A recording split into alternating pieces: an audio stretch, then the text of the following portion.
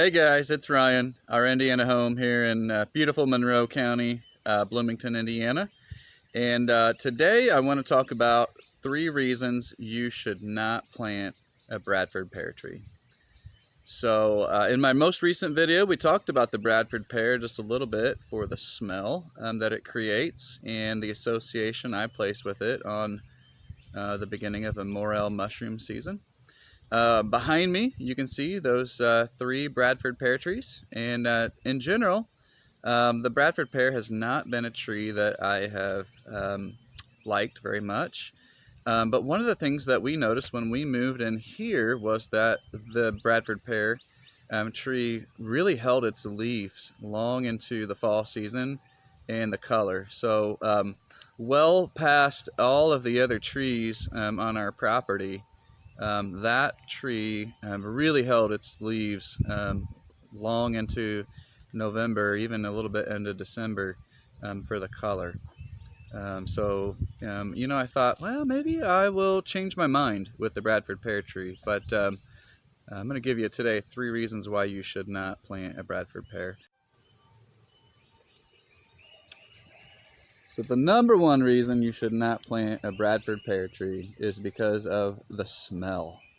So I mentioned in the last video that my daughter Elle suggests that the blossoms, and when this tree flowers, smells like dead fish. And I thought that was kind of funny, but I've seen another description that shared the exact same thing. And my son thinks that they smell like cat breath. I'm not exactly sure how to describe the smell, but I think those are probably 2 good descriptions. And so you're going to have probably 3 to 4 weeks of a dead fish, cat breath smell around your home. So that would be reason number 1. Okay, reason number 2 to not plant a Bradford pear on your property is the structure. Okay, so the way that this tree grows is very susceptible to breaking off in high winds. And so frequently you'll see that in a storm or high wind situation, oftentimes because of the structure of the branches to the trunk being very upright, it will tend to break off and fall and create some cleanup in your yard, but also take away the structure and the nice look of this tree. So this is an older Bradford pear that's on my property, and it's not in really good shape. So it's going to come down probably pretty soon. Wanted to go ahead and let it bloom. And you can see the trunk. It's about twice the size as the ones we just looked at over there. But there's a lot of dead on this, and I think mostly just because it's older. So it's kind of in need to come down. But interestingly, over on the other side of the drive, I've got 3 on each side, young Bradford pears, and I don't think these are going to stay here. And I'm going to tell you why here in a bit when I get to reason number 3 not to plant these. But so again, never been my favorite tree, but a very common landscape ornamental style tree, again because they bloom so early and tend to hold their leaf and color long into the year. Okay, reason number 3 to not plant a Bradford pear, and again we're looking at this little one here in my driveway, is because they are considered invasive. They're not a natural plant to the habitat, and because they flower and bloom and produce a fruit so early, birds can eat them and transfer that seed to another part of the area, and eventually it can overtake the area. So again, in my yard, again, these are properly planted and placed in where they're intended to be. But if possible, if you can kind of see across the horizon there, there are 2 more Bradford pears, and I'm certain the owner did not plant those there, but we can see that they are in full bloom. And I'm going to take what I've noticed since I just learned that a couple days ago, that the Bradford pear is considered invasive. And in Indiana, there has been some movement to put them on the invasive list, and that did not succeed because of lobbying from landscaping committees. And so, and again, of course, you know, makes a lot of money for people, so understand why. But I think that that'll happen sooner than later.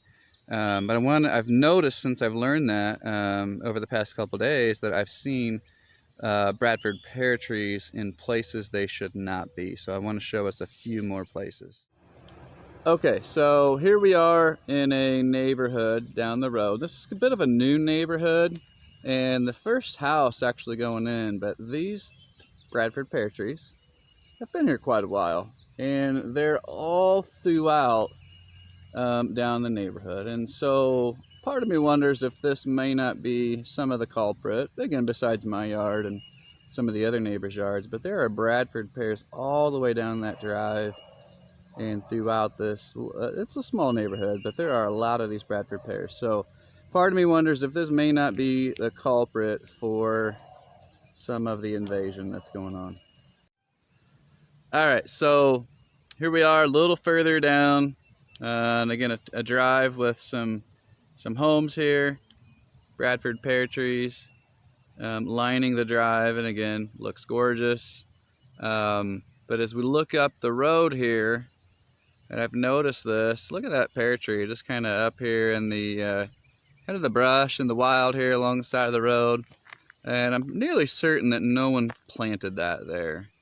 But it is a pretty established pear along the side of the road. So again, just an illustration of an invasive species.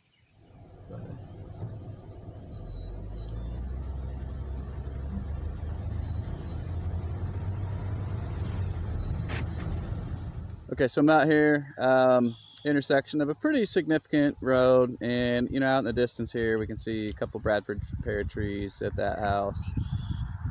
And again, we're kind of in the countryside view here. Again, neat section of trees, and there we are, Bradford pear, all out by itself, definitely not planted, and just an example of this tree being where it should not be. And that will continue to happen over and over and over again. So hopefully sooner or later this tree is on the list of invasive species and no longer sold and planted. So folks, there you have it. 3 reasons you should not plant a Bradford pear tree. They smell bad. Structurally, they're poor, and they tend to split in high winds and break off, and they are invasive. So if you are considering planting one of these trees or know of someone who is, please don't, and encourage them to do something different. A redbud, a dogwood, crab apples, cherries, plenty of other flowering trees that will make your landscape look beautiful in the spring. So here's your PSA to not purchase and plant a Bradford pear tree. I also just want to say thank you again, humbled and honored that anyone would watch our videos. So please like, subscribe, and I think for the comments today, would love to hear what you think the Bradford pear tree smells like. So hopefully we can get some interesting comments going on there. Thanks for listening for this PSA. Thanks for joining us here at our Indiana home, and God bless.